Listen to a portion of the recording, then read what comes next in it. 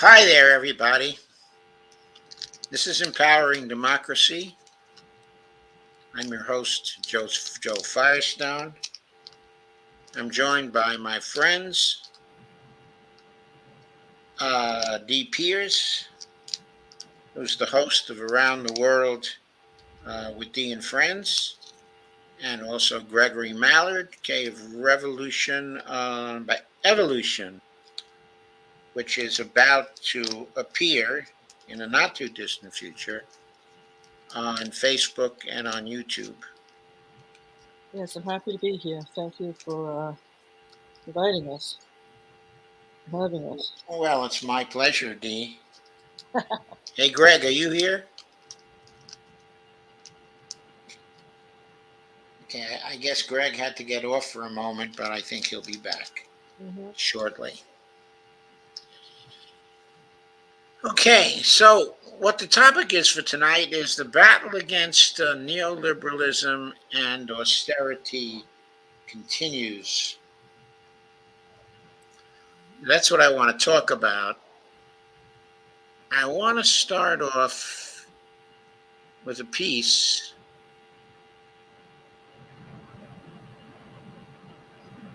from Common Dreams by Walden Bellow. Walden Bellow is from the Philippines. He's a very highly thought of opponent, of neoliberalism. And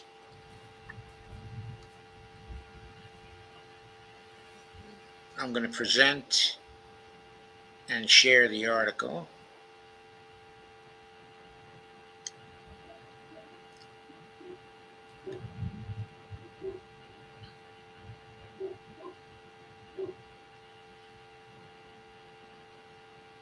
Which takes a very aggressive position on the subject, of neoliberalism.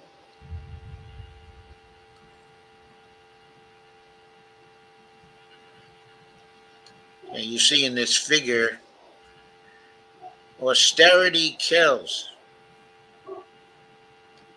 Tories out, austerity kills. This is people hold placards reading austerity kills and Tories out.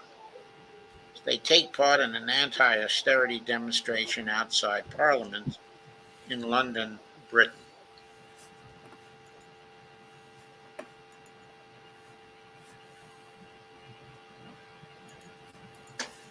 Neoliberal economists should be recognized as criminals, not prize winners, says the headlines of this piece by Walden Bellow. Those who have been responsible for destroying economies cannot be allowed to just walk away from the wreckage. All I have to say about that is watch out, Larry Summers. No, yeah. Amnesty Paul Krugman. International Philippines named FPIF commentator Walden Bellow, quote, most distinguished defender of human rights, unquote, for 2023. The following are prepared remarks given as his acceptance speech. I would like to thank Amnesty International for this honor of naming me the most distinguished human rights defender for 2023. Let me say that while I have long been active in the protection of the right to life, the right to be free from persecution, and the right to due process, I would like to believe that the panel of judges are also making a statement about my long-time engagement with economic rights.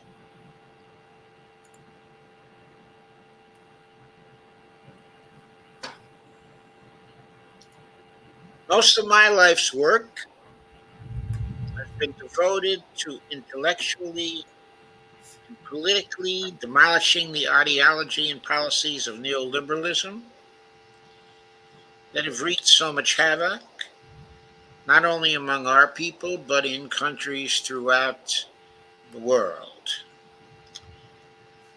Uh, the destruction of our manufacturing and the devastation of our agriculture has led to so much poverty and inequality and sheer misery, leaving so many of our youth with no other choice but to abandon our ruined country.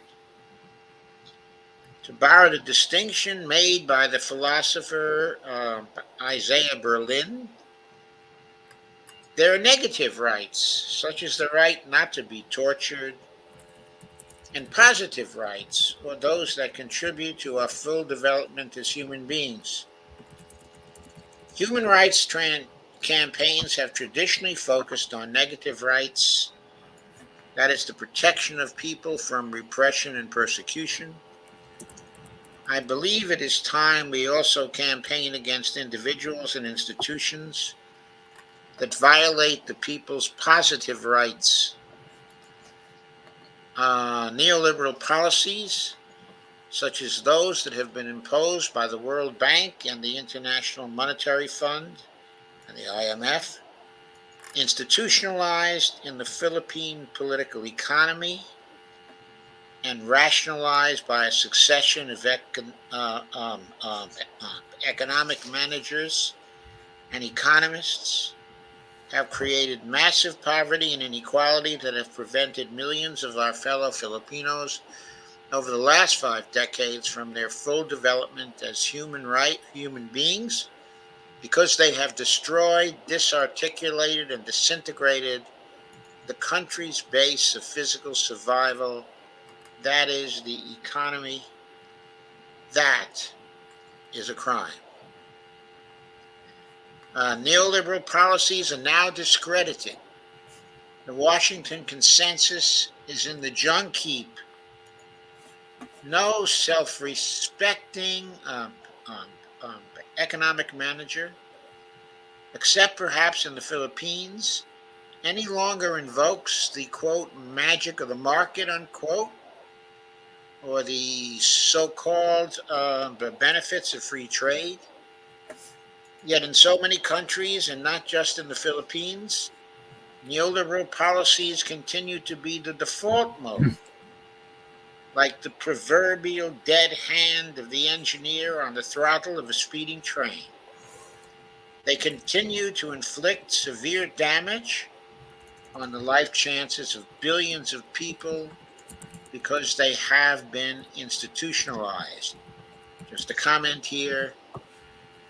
A leading example of this is what just happened in the debt ceiling fight. There were lots of things that could have been done to settle that fight in a way that would have been much better for poor people and for middle class people and for people who need relief from student debt. But what happened? The dead hand of the engineer on the throttle of a speeding train, specifically Joe Biden and Kevin McCarthy, the engineer and the co-engineers, decided to settle the conflict between them by doing the things that had been done previously in 2011 and in 2013, okay, in particular. They preferred to institute a compromise that would hurt people when Biden had tools available to him to just override what the Republicans wanted to do. Say to them, no deal, it's going to hurt people. If you want to do a deal of some sort, then you have to back off cutting federal spending. If you're up for taxing the wealthy, I'd certainly be willing to do that, okay, along with you. But there's no way we're going to cut spending unless, of course, it's military spending.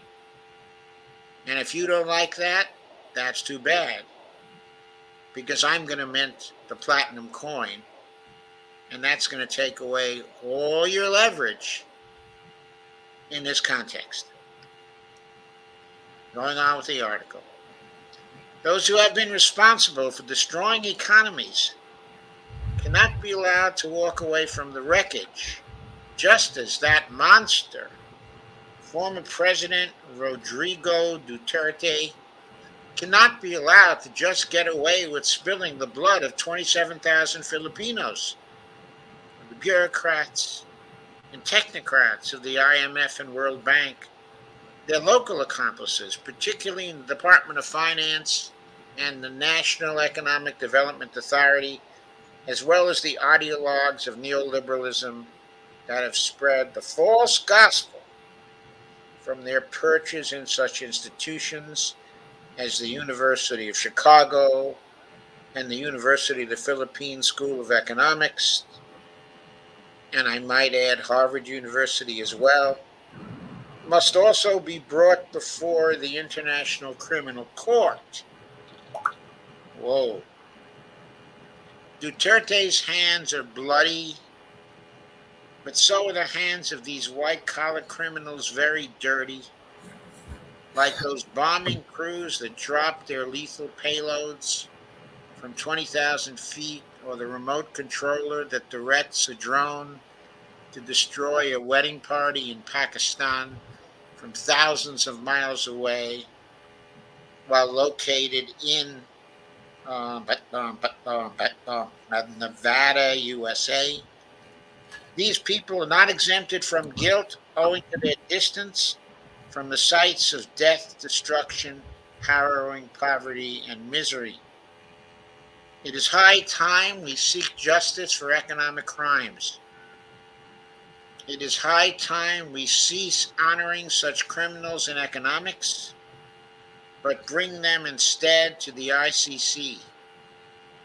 I guess I have to comment here by saying I'm not sure I'd want to bring them to the ICC, because the ICC seems to be subject to the influence of the neoliberals. How else can we explain the indictment of Vladimir Putin by the ICC? Anyway, I take his point here. If the arraignment of such economic criminals cannot immediately be done owing to the need to amend the Rome Statute, then let us at least establish a, quote, hall of infamy, unquote. We can enshrine such dead and living stars, of neoliberalism, as the Nobel laureate Milton Friedman, the ideological soulmate of the General Augusto Pinochet, also Michel Camdesus and Christine Lagarde, the best known faces of IMF imposed austerity, former World Bank President Robert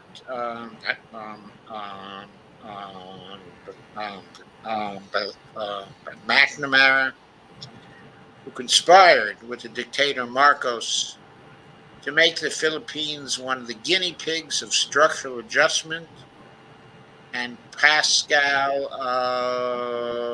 Lamy and Mike Moore, who spearheaded the drive to imprison the global South in the iron cage of free trade, the World Trade Organization.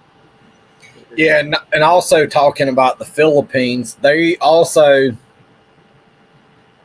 have many migrant workers who are working in the Middle East who are subjected to so much human rights abuses under the kafala system, where the ranges of abuse range from physical, mental, verbal, sexual abuse. There's been multiple cases where Filipinas have been murdered in Kuwait, Saudi Arabia.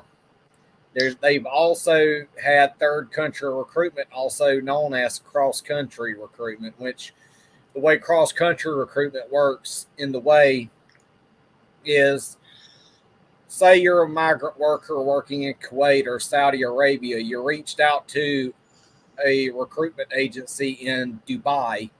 They'll bring you into Dubai. They'll falsify all the papers, making it look like you're flying through Dubai, going back home to the Philippines. But in reality, when you get to the airport, you throw away your plane ticket going to the Philippines, and they'll get somebody from that recruitment agency to take you from the airport to the shelter housing unit that the agency has. And I have got video proof on all of this. And this is a country that trains people to go off and work abroad, but yet they cannot be bothered to train people to work in their own damn country. So that's another form of neoliberalism.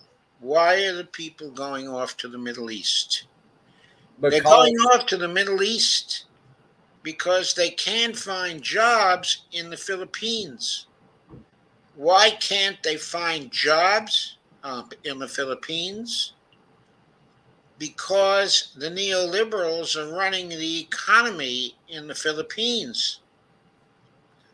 If a job guarantee existed in the Philippines, there would be jobs for everyone in the Philippines. People would not be going off to the Middle East. Exactly. They're going off to the Middle East because of neoliberalism. And yet the what they call migrant workers an OFW, or overseas Filipino worker, and they're often hailed as heroes of the economy and all this other stuff. But in reality, and the truth be known, they are not heroes. They are a victim of a system that threw them overboard decades, generations ago. They are victims of the neoliberal economy of the Philippines. Mm-hmm. I would also push for the inclusion in such a hall of infamy Filipino luminaries of technocratic neoliberalism. The people who work with international technocrats to condemn us to permanent debt slavery, destroy our manufacturing, and bring our agriculture to a terminal state. Here I would include the economic managers and economists, Jesus Stanislao, Jerry Sicat, Cesar Verada, also Bernie Villegas, and Carlos Dominguez. And of course, one must not forget Cielito Habito, who was National Economic Development Authority chief, almost single-handedly wiped out Philippine manufacturing with his push to bring down average tariffs to 4 to 6%, simply to prove that Filipinos could take economic pain better than Pinochet's Chicago boys in Chile, who did not allow tariffs to go below 11%. Nor must we overlook the WTO USAID mercenary Ramon Clarete, who famously sought to sugarcoat the impending murder of our agricultural sector by claiming that Philippines joining the WTO's agreement on agriculture would result in 500,000 new jobs every year in the countryside. They could have had those 500,000 new jobs and more with the job guarantee program. But some people might object. Habito and Clarete Are such mild-mannered individuals to deserve being tabbed as economic criminals? So is the Nazi Adolf Eichmann, whom Hannah Arendt famously described as representing, quote, the banality of evil. Others might say, well, they were wrong, but were they not well intentioned? This excuse does not even deserve an answer, since dictator Ferdinand Marcos Sr. and Duterte also saw themselves as well intentioned as they went about their grisly business. The road to hell, one must repeat again and again, is paved with good intentions. Being tried at the ICC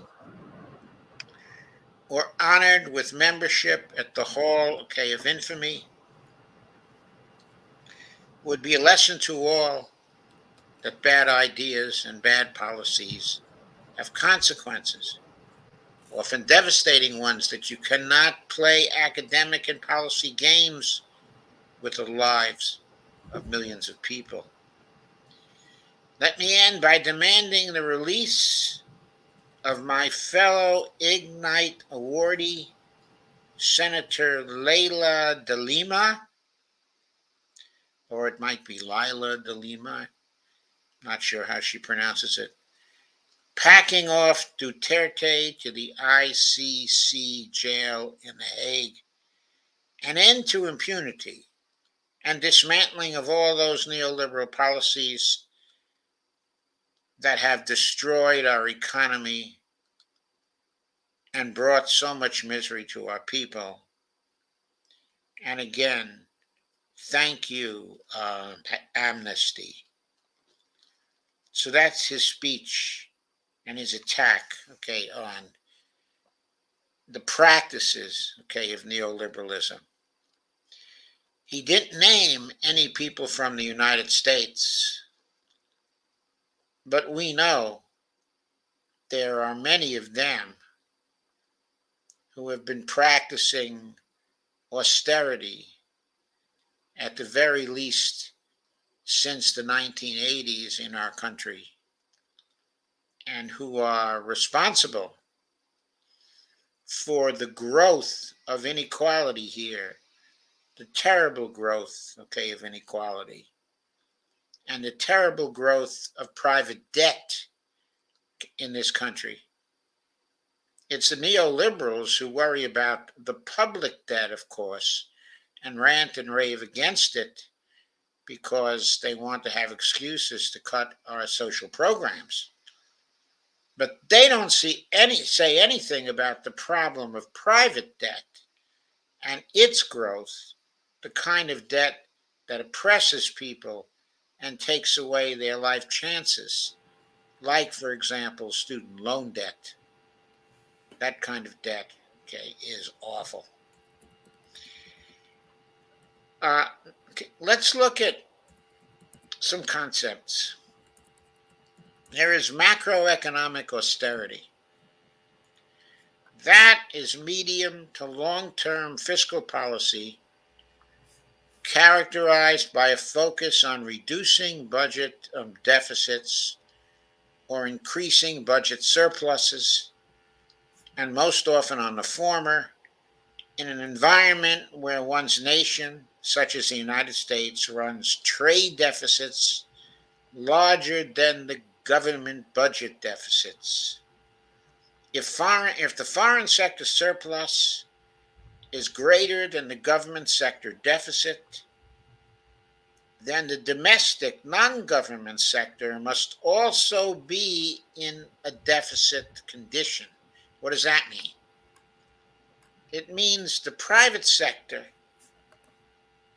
the domestic non-government sector, is constantly losing money.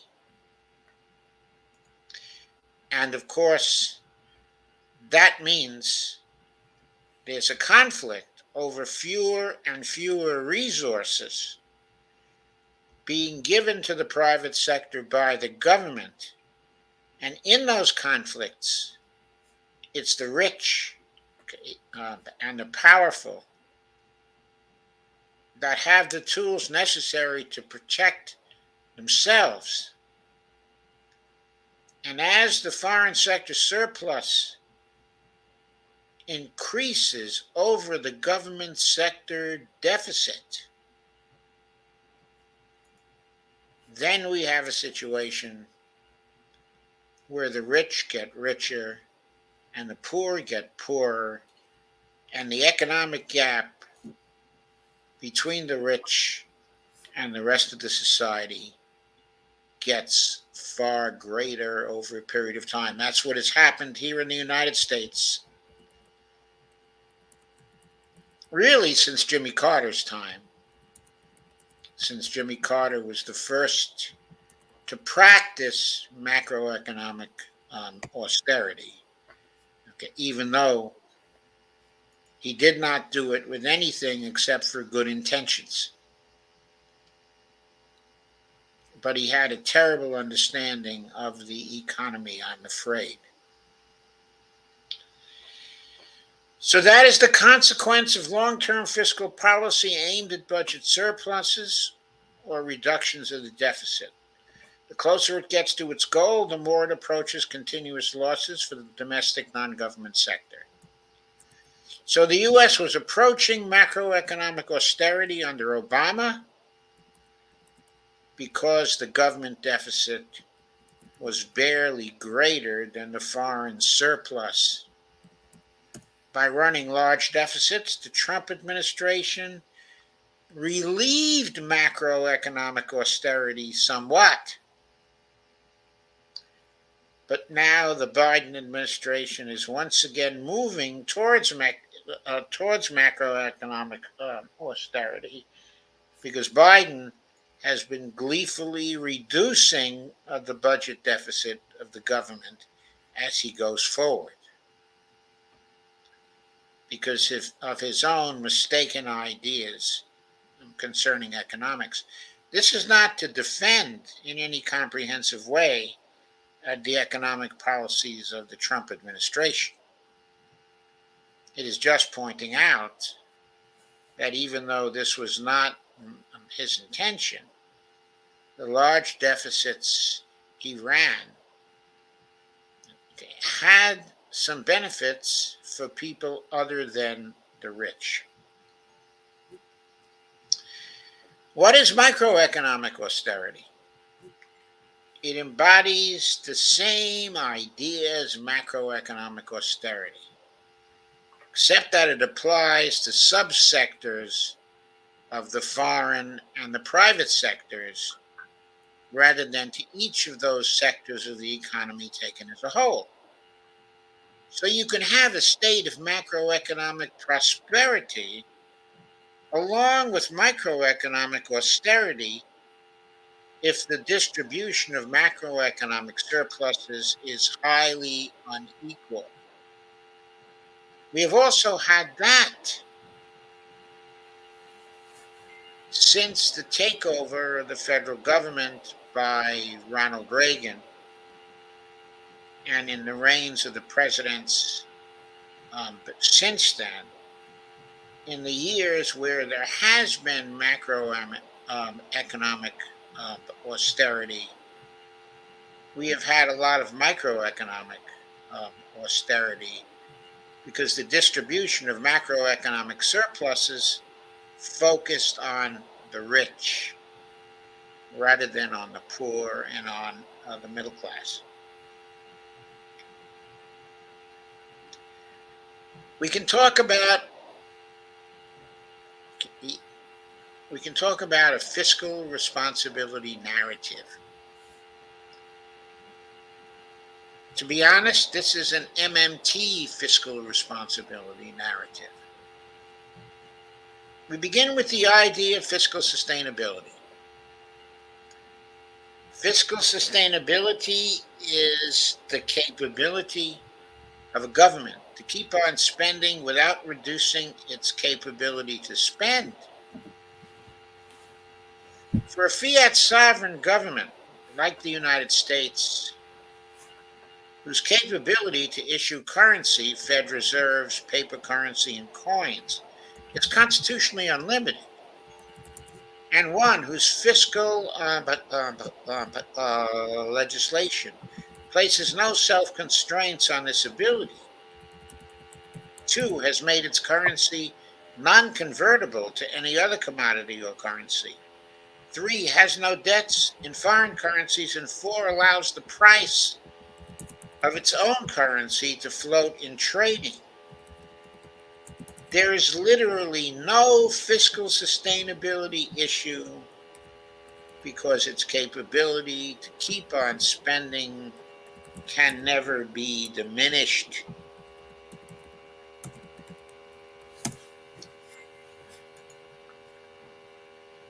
How about real fiscal responsibility?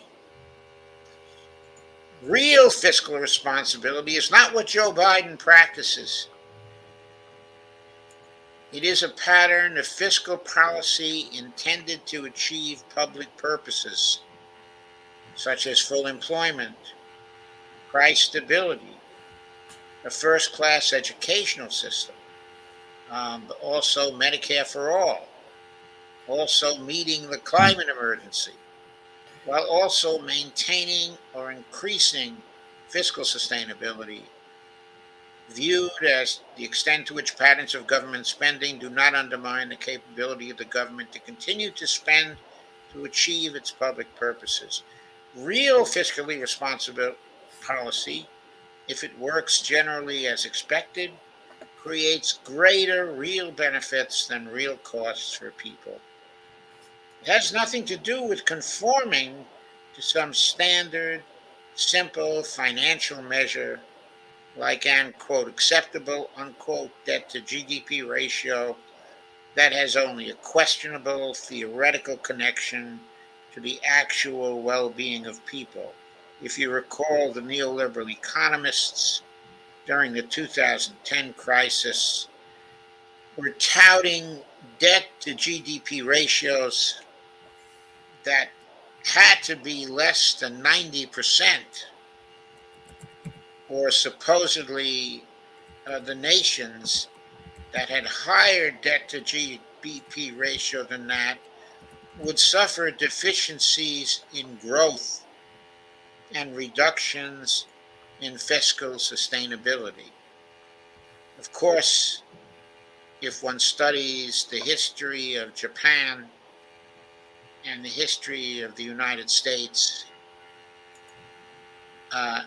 no such thing happened. The debt to GDP ratios in both countries increased far beyond but 90%. But there was no particular penalty when it came to growth. And so there's an empirical disconfirmation of the idea that there is a debt to GDP ratio beyond which no growth can occur. More on real fiscal responsibility. It is political, fiscal, and economic malpractice to give greater priority to that kind of abstraction, that is, the debt to GDP ratio or the level of the debt, than to full employment, price stability, a strong social safety net, and government programs that will help us solve the many outstanding problems of our nation. Let's put an end to the domination of Washington by that kind of malpractice.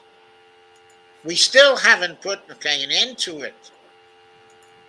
During the COVID period, there were many people who thought that the Congress people in Washington understood that they could spend as much as they needed to spend to cope with the COVID crisis. And they thought that the ideas of neoliberalism about spending were gone. But they did not reckon on the possibility that once the crisis was over, that Joe Biden would simply revert to type, that he would revert to neoliberal ideas, that it was important to reduce the budget deficit, that it was important to cut back on the social safety net, that it was important to limit government spending when there was no reason at all to do so. But here we are. Here we are making compromises with the Republicans when what we need is more spending on the right policies that benefit the right parts of the economy that have been suffering for so long. Let's put an end to proposals like the misguided, fiscally irresponsible campaign to promote a grand bargain. Of course, that's what was done during the Obama administration. We don't hear about grand bargains anymore. Not yet. But Biden is making motions in that particular direction. This compromise started those motions as visible things that he might do. He seems to want to establish himself as the great compromiser with the Republicans.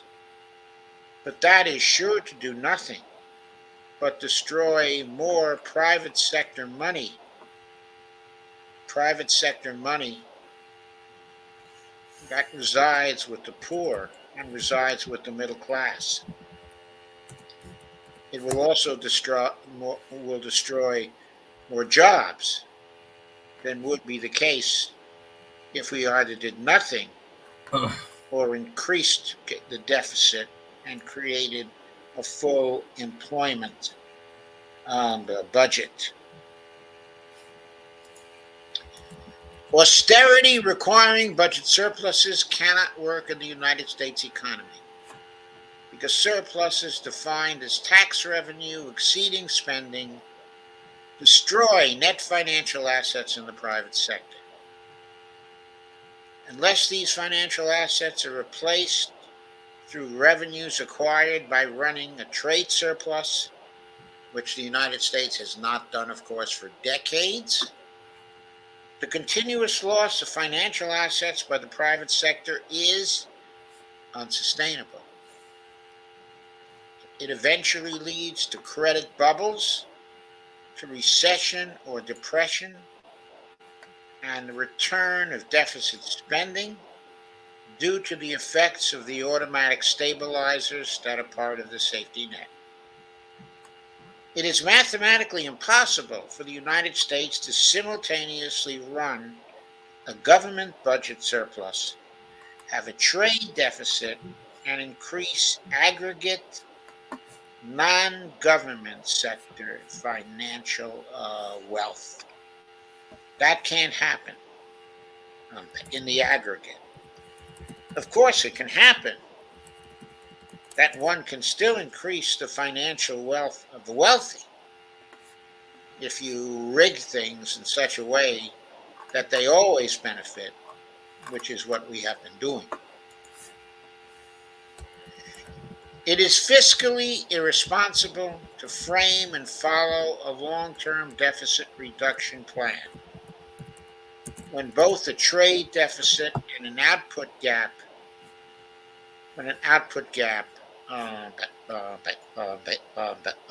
exists for the economy. I remind you that an output gap is one between the actual production achieved by one's economy and the potential production that could have been achieved in a full employment situation. Because such a plan is one that must remove more money from the economy than would otherwise be the case, every year the plan is pursued. Also, eventually, if pursued for long enough, the declining rate of addition to net financial assets will exacerbate the output gap by lowering aggregate demand and causing both labor and capital to deteriorate, thus reducing the productive capacity of the economy and the government's ability to sustain greater levels of deficit spending, producing outputs of real social value without triggering inflation. Isn't that what happened as a result of the COVID crisis? For years, the neoliberal economy was reducing the productive capacity of the domestic economy here. Meanwhile, our government was getting greater levels of deficit spending. But inflation was being triggered by the fact that we didn't have the productive capacity in our economy to produce the necessary goods. So we had to rely on supply chains in the foreign sector that were disrupted by the pandemic. And that and price gouging triggered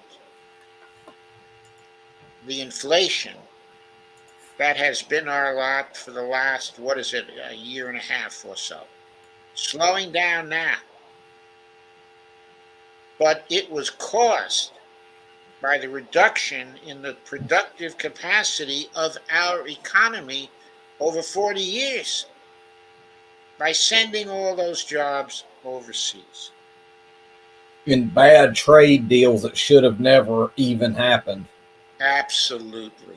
Terrible trade deals. Fortunately, What I hear every single time I hear of a new trade negotiation like the NAFTA, the TPP, the TTIP, I hear of more jobs being shipped overseas. I hear about the same thing. And I wrote books about that as well to stop those trade deals. I remember your articles related to the TTIP and the TPP. Yep, I wrote a lot of those articles. And yeah, I was sharing them around to a lot of people who wanted to hear something on how bad those trade deals would be to our economy. We need to be bringing these manufacturing jobs back to the U.S. And something that puzzles me is how Biden, the Democrats, and all these liberal types are trying to say, "Oh, Biden's creating jobs." Actually, we're returning to the pre-COVID era, is where we're at. That's where we're headed back toward, is what it was like pre-COVID. So I don't know where all these jobs are being factored in. I don't know where they're being factored in either. I think Biden's efforts have been creating some jobs, but we're talking minuscule. We are talking minuscule jobs. We have a low unemployment rate, but right now, only because the labor participation rate is way, way down. If people return to the private economy to work, our unemployment rate would be far higher at this point because far from enough jobs have been created by either the Trump administration or the Biden administration. And every time the labor market gets tight, the Federal Reserve gets alarmed and starts to raise interest rates because it thinks inflation is coming. Okay, it's ridiculous. And what they don't realize is raising the interest rates is only going to make inflation substantially worse. It That's makes why we're seeing so inflation. many price increases. It makes inflation worse because the interest payments to the private sector increase, And those interest payments are stimulative. They are stimulative. So it adds to inflation. Okay, now, eventually, if you raise the interest rates high enough, of course, it's going to bring business to a halt and there's going to be a crash, as there was during the 1980s, the Volcker crash. We could have a similar thing here. Jay Powell seems to now be concerned with avoiding just that because he's backing off somewhat. But his efforts to crush the economy have not been successful. The economy continues to grow. There's no recession, even though one was predicted roundly for a year. Eventually, if he kept it up, yeah, we'd have a devastating recession. It and Process is not an incremental process. I was looking like at Medicare for All and was listening to something that Warren Mosler said that about it being a middle class tax cut on the federal level, and it would be a deflationary event. And there's another factor in there that is not being put on the table is what about the tax cuts on the state level? Because as it stands last year in 2022, all 50 states spent a combined, this is all states combined together, 700 billion last year on Medicaid expenses. That's everything to do with Medicaid. That would be another middle class tax cut right there on the state level. And you hear about all these Republican governors who want to cut taxes for the middle class. Why not support Medicare for all?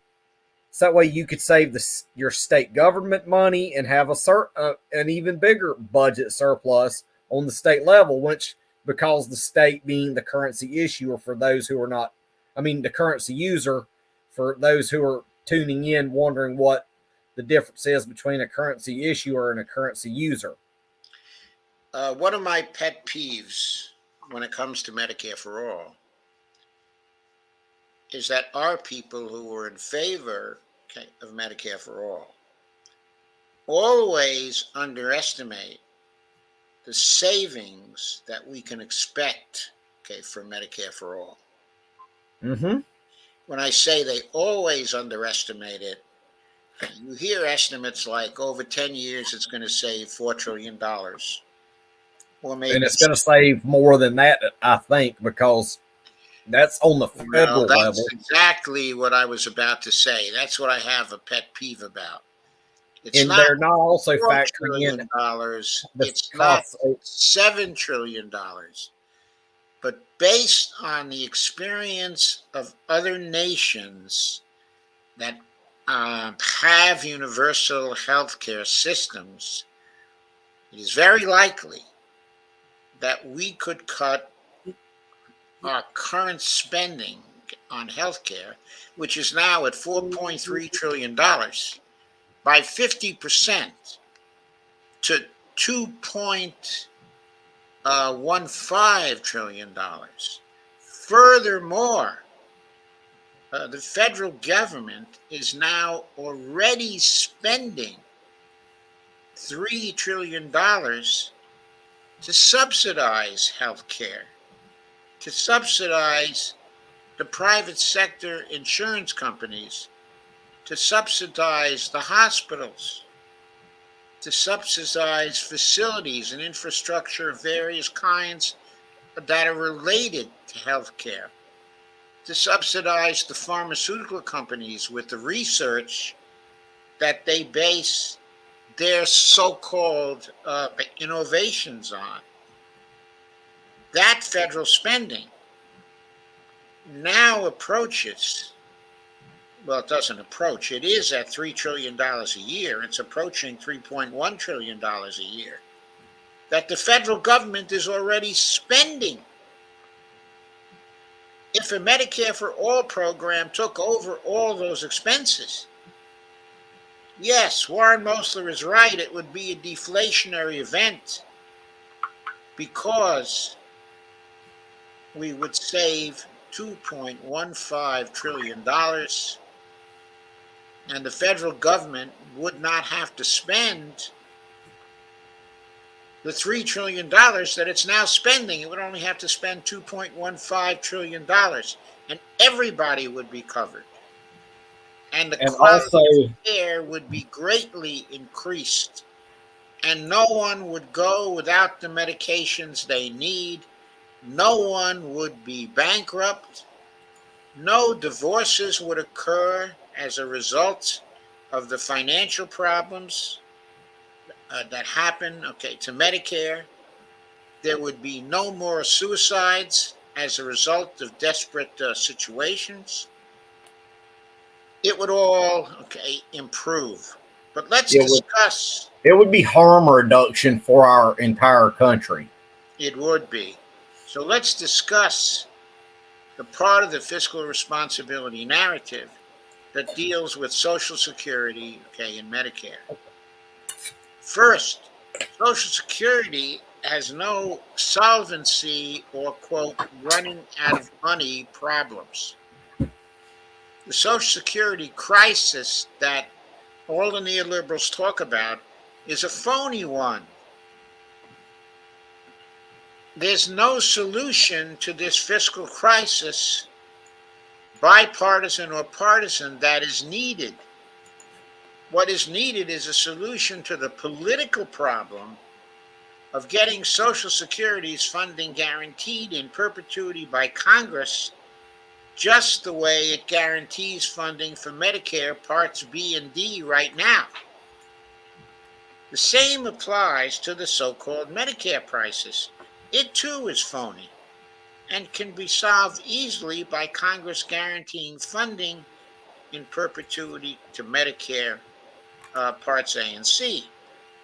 More generally, there is no entitlement funding crisis in the United States, except a political crisis where U.S. politicians are determined to ignore their constituents and cut back on an already inadequate safety net, either because they believe in or want others to believe in false ideas about fiscal responsibility and the government as a giant household.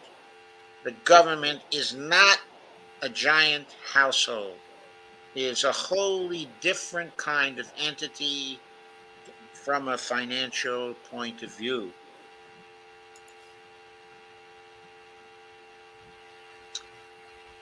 Uh, when we talk about the fiscal responsibility narrative, we often get the neoliberals saying, we're going to be Greece. We're going to be Ireland. Because, of course, Greece and Ireland were in a grave state during the European austerity period after 2010 for quite a number of years. Now, Ireland is better off today, no thanks to the austerity. But Greece still is in the pits because of the oppression of the Eurozone, of the Troika, and the settlements that they imposed on Greece. The whole premise of the EU needs to be dismantled, and give those countries back their monetary sovereignty. Then they would have to, I think, before they can leave the EU, they're going to have to establish trade routes, which I think they already have, and bring back their currencies they used to have. The reason why they cannot leave the EU is, first of all, by treaty, it's forbidden. Okay, that's the first reason. The second reason that they cannot leave the EU is because the Troika controls the computer systems of the national banks. They can shut down those computer systems and the flow of money to the people of any nation. That's how they brought Greece under control. They imposed austerity on Greece because they threatened to shut down the ATMs, and they threatened to shut down banking in Greece if the Greek government did not comply with their austerity program that was being imposed on them by the IMF and the ECB and the European Commission. For the people within the Eurozone to leave the Eurozone, it's necessary for a group of nations to say, we are leaving, and to be willing to use their national military forces to force the Troika to come to heel. They have to be willing to use their militaries to arrest the people who are currently running the Troika, including Christine Lagarde. If they're not willing to do that, there's no easy way to get out of the EU. That's not an easy way. But, I mean, there's literally no way to get out of it, because the Troika has that capability of shutting down their money supply overnight, which would introduce unimaginable austerity on any of the member nations. It wasn't only Greece that was in that position. Spain was in that position. So is Italy. So is France. So eventually would be Germany. Anyway, that's a subject, for another day. The point is, Greece and Ireland are users of the euro, not the issuers of it. So their supply is always limited. And that's why they can run out of euros. But the US is the issuer of dollars. So its supply of dollars is limited only by its desire to create them and its ability to mark up private sector accounts. That's why it can't become Greece, Ireland, or any other Eurozone country. In addition to taxing and borrowing money of the government, including the combined activities of the Congress, the Treasury, and the Federal Reserve, has an unlimited capacity to create new money in the economy. The government of the United States offers the functional equivalent of interest-bearing savings accounts to investors, usually wealthy individuals, large corporations, and foreign nations. The savings accounts are usually called U.S. Treasury securities, and the sum of their face values is called the debt subject to the limit, or more colloquially, the national debt, even though comparable savings accounts in banks are for some reason not called by bank debt, even though they are, from an accounting perspective, the liabilities of the banks. The Treasury can keep accepting deposits, quote, borrowing money, unquote, and issuing securities if we wanted to. This is another thing that Biden could have done in the latest debt ceiling crisis. He could have kept on borrowing money, going past the debt ceiling, and he could have said to the Congress and the Supreme Court to like it or lump it. They couldn't have stopped him if he ordered Yellen to keep on borrowing money. Yes, there would have been a constitutional crisis, but there were very good constitutional grounds in the 14th Amendment and a whole passel of laws constituting a structure of laws that would have sustained the executive branch in doing that. The executive branch is mandated to spend the appropriations of Congress. And if it takes borrowing money to do that, it's the obligation of the executive branch to borrow the money. But of course, the executive branch didn't even need to borrow the money because it could have issued platinum coins. So that was how incompetent Biden was in this recent debt ceiling crisis. More on the fiscal responsibility narrative. There's no limit on this government credit card. Just as there is no limit to the deposits a bank can accept, except the one imposed arbitrarily by Congress in the form of the amount of the debt subject to the limit, otherwise known as the debt ceiling. So if the U.S. does run out of money due to a failure to raise the debt ceiling, it would clearly be the fault of Congress for refusing to grant further authority to the Treasury to elicit and accept further deposits, also known as refusing to raise the debt ceiling. But it will also be the fault of the Treasury for refusal to use its power to mint 1-ounce platinum coins, whose face value may be set by the Secretary.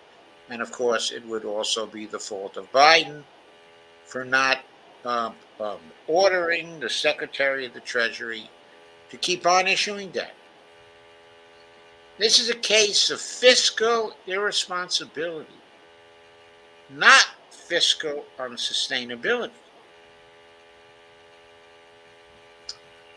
Further into the fiscal irresponsibility narrative, even though it may seem that foreign nations can place a limit on the national credit card, quote unquote, by refusing to buy Treasury securities, foreign nations holding dollars basically have a choice between continuing to hold them and earning no income, or earning interest on them by buying securities. So long as other nations want to export to the U.S. and are willing to accept the dollars as payment for their exports, those dollars are likely to be invested in the interest-bearing savings accounts known as Treasury securities. The bond markets don't control U.S. interest rates. The Federal Reserve Bank does, by exercising its authority to meet its target interest rates.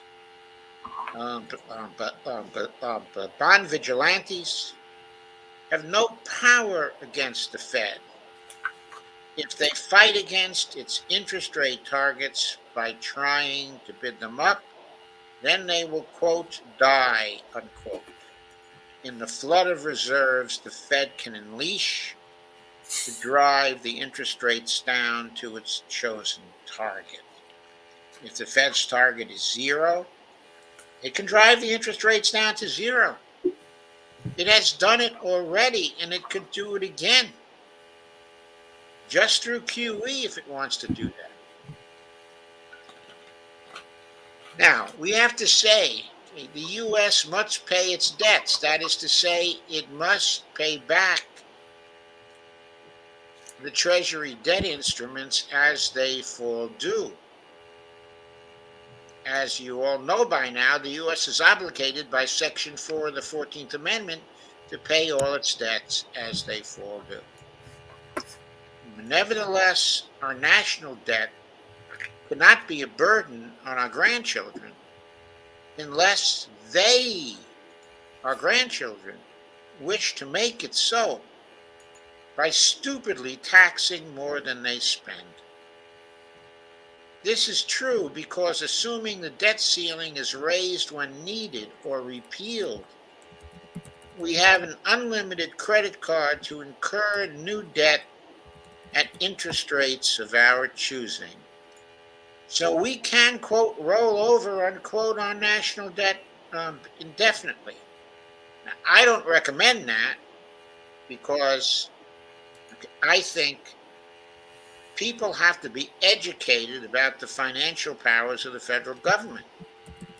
They have to be educated that Congress can repay all the national debt as it falls due.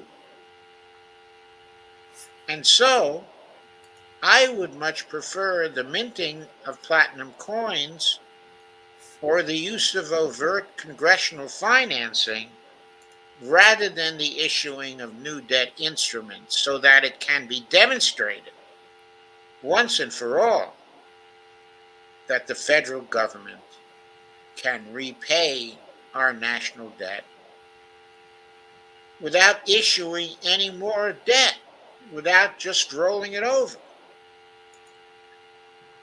Alternatively, we can create all the money we need to pay off the debt subject to the limit without ever incurring any more debt. We can, for example, create overt congressional financing. What is that? Well, put very simply, overt congressional financing is two sentences that would be placed into all money bills, into all appropriations bills. The two sentences are, number one, upon passage of this appropriations bill, the Federal Reserve is directed to fill the Treasury spending account at the New York Fed with the addition to its reserve balance necessary to spend this appropriation. That's sentence one. Sentence two is, in addition, the Federal Reserve is directed to fill the Treasury spending account with the additions to the Treasury reserve balances necessary to repay all outstanding debt instruments, including principal and interest, as they fall due for the fiscal year of this appropriation. That's all that has to be done to pay down the debt as it falls due forever. That's boilerplate for every appropriations bill that could be used to repay all the outstanding debt instruments. If that were used, it would quickly be demonstrated that for a monetary sovereign government like the United States, there is no fiscal sustainability problem. There is no problem in repaying the debts of the federal government and complying with Section 4 of the 14th Amendment. According to the fiscal responsibility narrative, the U.S. can always create money. One way to do this is through platinum coin seigniorage. A second way, excuse me a second. Okay, that's not for now. A second way is through Congress ordering the Fed to use its ability to create money out of thin air to add reserves to the Treasury spending account equal to the amount of its appropriations, plus the amount of principal plus interest on federal debt falling due during the period of the appropriation. That's just a restatement of overt congressional financing. A third way is through subordinating the Fed to the Treasury, bringing the Fed into the Treasury Department, and then having Treasury order the Fed to create all reserves necessary to spend appropriations and pay back the debt. Of course, people don't want to do this because they said the Federal Reserve has to be independent from the executive or all kinds of bad things are going to happen. I don't credit that at all because right now the Fed is not independent. It is subject through political manipulation to Wall Street, and everybody knows it. And every one of its policies is friendly only to Wall Street. That situation has to be ended. The Fed has to be subordinated to public purpose, and the way that can be done is through legislation of Congress and through the Treasury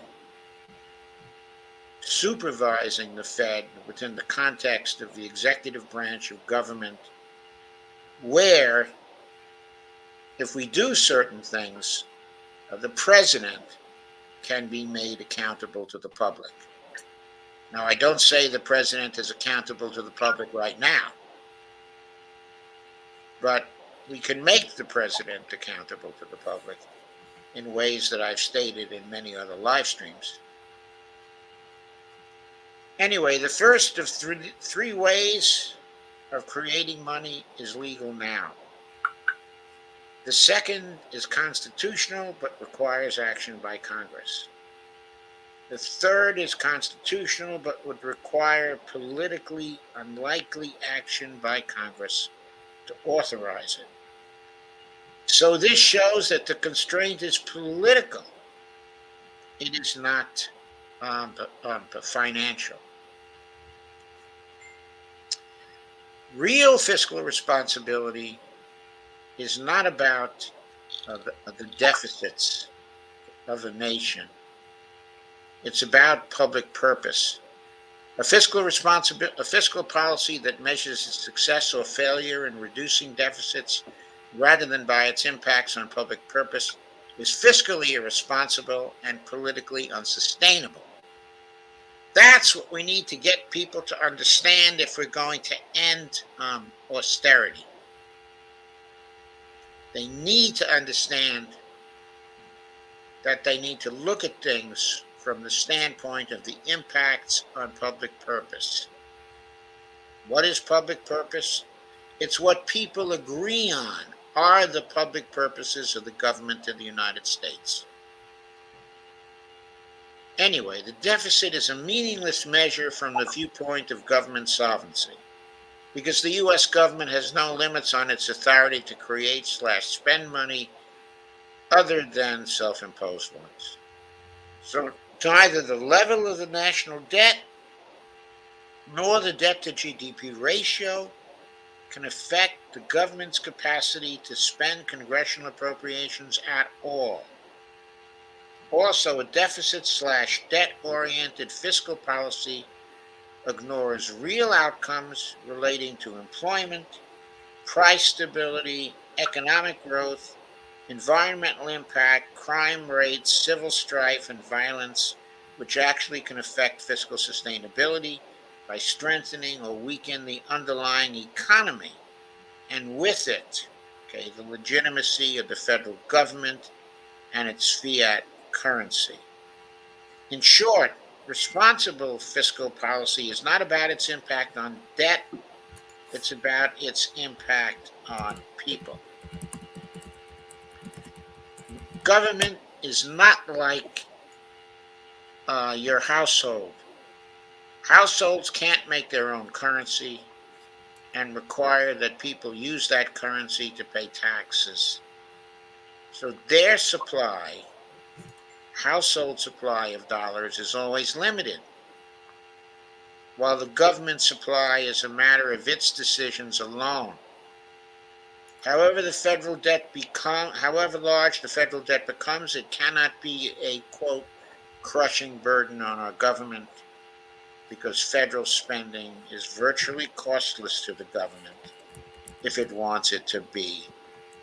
Current claims that we have a fiscal crisis must debate the debt, must fix the debt, and must immediately embark on a long-term deficit reduction program to bring the debt to GDP ratio under control, all misconceive the situation and smack of a campaign to create public hysteria.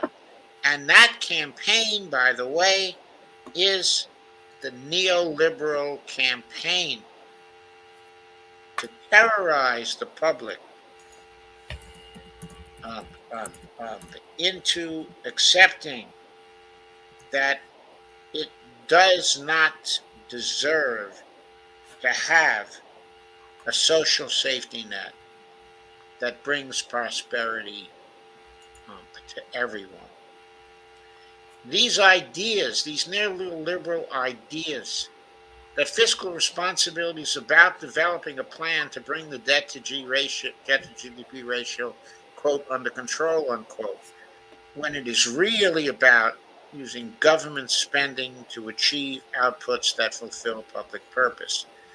There's no fiscal crisis that will require a grand bargain or compromise of any kind when it comes to spending, including cuts to popular discretionary spending and entitlement programs. It is a phony crisis, which the Republicans are trying to foist upon us right now, and which the Democrats are cooperating in. The only real crises are one of a failing, stagnant economy with growing economic inequality, in which only the needs of the few are served, while the needs of the many are ignored, and also one of lack of political desire or will to solve these real problems. MMT policies can help to bring an end to the first economic crisis, but not if the progressives and others continue to believe in false ideas about fiscal sustainability and responsibility and the similarity of their government to a household. So, that is what I wanted to say about austerity, okay, and neoliberalism tonight, okay, except for the idea that we have to kill neoliberalism. We have to kill austerity before it kills us. And that is the most important thing that we can do. But how do we kill it? Well, MMT is the kryptonite to neoliberalism. MMT is the kryptonite, okay? And that's what my friend Kami John says, that it is the all-time kryptonite. It is, but how do we get to use that kryptonite? The only Educate the way we masses. can get to use it is to get the right representatives in there who will use it. And that goes back again to the idea that we must liberate the Congress and the executive branch from the donors. And to do that, we have to dump the corruption by making the big money they take entirely toxic, okay, to them. And we know how to do that, but we need a movement to implement that.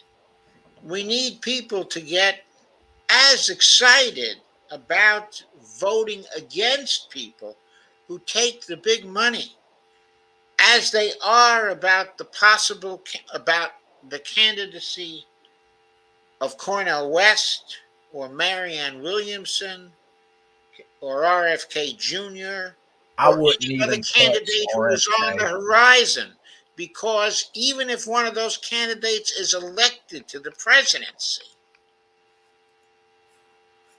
they cannot get the use of MMT. They cannot get the passage of policies through the Congress without a Congress that's no longer dominated by the donors. So job one is dumping the corruption. Oh, in fact, only then will it be possible to elect a Cornel West or a Robert F. Kennedy or a Marianne Williamson or a Bernie Sanders if he chooses to run again, or anybody with decent instincts who wants to legislate for the public purpose. They're not getting in if we don't get rid of the donors and the people in Congress now who take their money, and in the dump the corruption programs, we are showing that everybody is taking the big money. Everybody is taking donations from large numbers of people that are above $200. Everybody is being supported by the well-off and by the rich, and or by the PACs, and or by the super PACs. People need to get excited about that, or Cornel West won't be winning anything. Oh, he's already polling at like 6% nationally. The first week Robert F. Kennedy was out, he was polling at 14% nationally. Then he went up to 20% nationally. Now he's gone back to 15%. Yeah, a lot of these pro-Palestine activists, along with Medicare for All activists, are turning against him big time, and they are now more ought to turn against him if he doesn't cut out this free market capitalism crap. That's crap. There is no such thing. It is not a thing. It doesn't exist. There's no free market anywhere on earth, nor can there be. It's an impossibility. It's an impossibility even to approximate it. It's nonsense. He's got to stop spouting nonsense.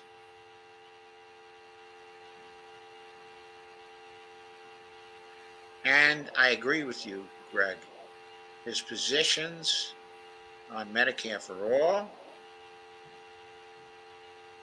Palestine are unacceptable and ridiculous to boot. He brushes off Medicare for All, not by discussing it, but just saying he doesn't think it's practical. Just like Joe Biden said. Just like Joe Biden said, Joe Biden. And just like Obama said. What we need is people who, if they say something like the Medicare for All is impractical, who tells us why it's impractical. To the degree it's impractical now, that is due to the fact that we have the wrong representatives in Congress. That's due to the fact that we have Kevin McCarthy as the Speaker of the House and Hakeem Jeffries as the leader of the Democrats. And all the others who hedge when it comes to Medicare for All, who listen to the donors, we need to replace them. So, comments, Dee?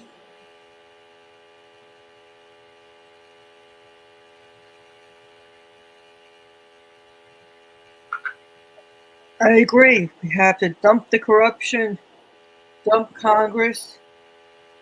Nothing is fundamentally going to change with the same power brokers, the same players.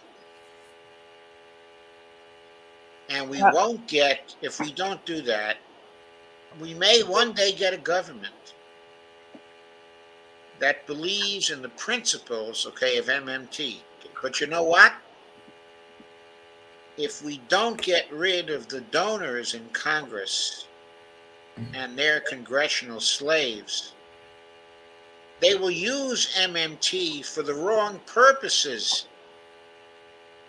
Exactly. MMT will produce lousy policies, not good policies. Right. We need people to represent us. We need people who will use MMT to achieve public purposes and not to achieve their own private profits, which is the way they'll use it. That's the way they'll use it if we don't get rid of these people in Congress. Okay, so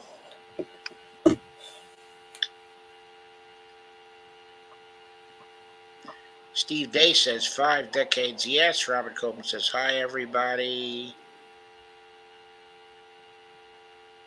Steve Day says, the case for a job guarantee published in 7 languages. Thank you, Pavlina. I had a lot to say about the job guarantee too tonight, but there was no time. Andy Kenny says, are the Philippines a monetary sovereign? That article is like listening to MLK. Yeah, it is like listening to MLK. Are the Philippines a monetary sovereign? No, because the Philippines, are indebted to the IMF and other neoliberal creditors. But they do have their own currency, which is the Philippine peso. They have their own currency, but they owe debts in currencies not their own. So they are not a monetary sovereign. Only one of the criteria of monetary sovereignty is that you issue your own currency. There are other criteria as well. You cannot owe money, in other currencies, and you have to allow your currency to float free on the international exchanges. And you also have to tax in your currency to drive the value of your currency. The Philippines may do that, but the other 2 criteria, they do not fit, and therefore they are not monetary sovereigns. Just as Argentina, is not a monetary sovereign. Look at all the problems they have with the IMF and with hedge funders who have bought up their debts. Greg Mallon says, I hope you all don't hear the rain on my end. Yeah. It was raining hard here earlier. Okay, Greg says, yes, Andy, the Philippines are monetarily sovereign. I have to differ with you there, Greg. That's where you corrected me, and I'm glad you did. I don't mind being corrected. That's how we learn. Okay. You don't learn if you aren't willing to be corrected. That's true. You don't learn if you're not willing to be corrected. That goes for me too. K. Ride says, I keep losing my internet hate spectrum. Robert Copeland says, when was the last time the United States had a trade surplus? I think it was sometime in the 1990s, as I recall, Robert. I have to look it up again. But I think during a part of the Clinton administration, there may have been trade surpluses. Though by the end, there were no trade surpluses anymore. There were a lot of trade surpluses during the Carter administration, or at least some, as I recall. If they mint $100 trillion coin, we can fund Medicare, Medicaid, Social Security, cancel student loans, and still have money for the rest of the government for decades. Yes, Robert, that can be, but remember, if they mint the $100 trillion coin, the proceeds cannot be spent on Medicare, Medicaid, Social Security, and everything else unless Congress appropriates the money for those purposes. Congress still controls the purse strings, even if the $100 trillion coin, is minted. But one thing Congress cannot control if the $100 trillion coin, is minted, is that the executive will then be free to pay back all the debt as it falls due.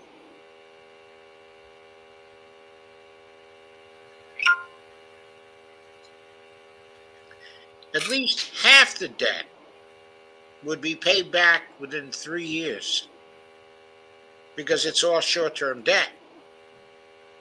In other words, the public would see the debt go down within 3 years, and I think I'm mistaken about that. I think it's a shorter time than that, but I haven't checked it lately. But I'm sure that within 3 years, 50% of the federal debt would be paid, so the federal debt would go down from, what is it now, close to 33 trillion to 16.5 trillion. The public would see that. They would see it happening. They would see how easy it is. So there could no longer be debt terrorism again. And that is so important. Steve Wolfbrand says, hello, Doc. And he says, good night at 10:26. Kay says, lost the internet again. Grr. And I have come to the end of the comments. So, okay. Dee or Greg, have you got any final comments to make? Oh, I'm just over here looking at submarine memes. Okay. Okay, and Dee, you got any final comments that you want to put in? Well, it's just so important. It's so important that we dump the corruption. It is extremely important. Nothing changes. Nothing changes till we get rid of the garbage that's in there. And why the hell is somebody going to vote for somebody that says, nothing will fundamentally change? I'm sorry, say that again. Nothing will fundamentally change. I don't know why anybody would vote for someone like that. Me neither. Would fundamentally change. That was amazing. I mean, it was amazing that he won. There's no way he would have won except Trump was so terrible. I mean, that victory of Joe Biden was purely a matter of Trump fear. It was. And the DNC rigging it against Bernie. Yet Bernie turned right around and sheepdog for the Democratic Party like he did in 2016. Yeah, for his friend Joe Biden. And for his friend Hillary Clinton. Oh.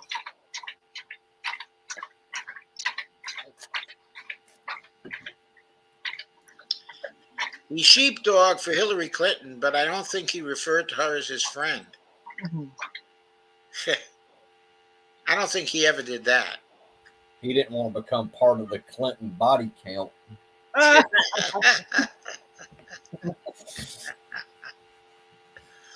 That's true.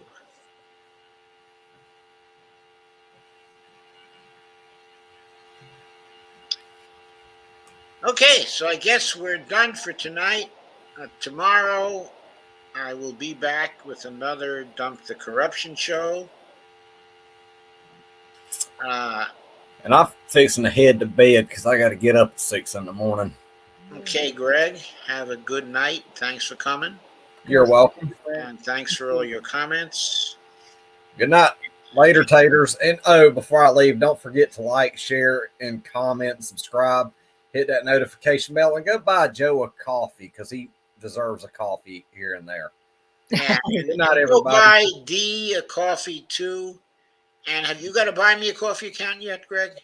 I got to buy me a beer account if that works.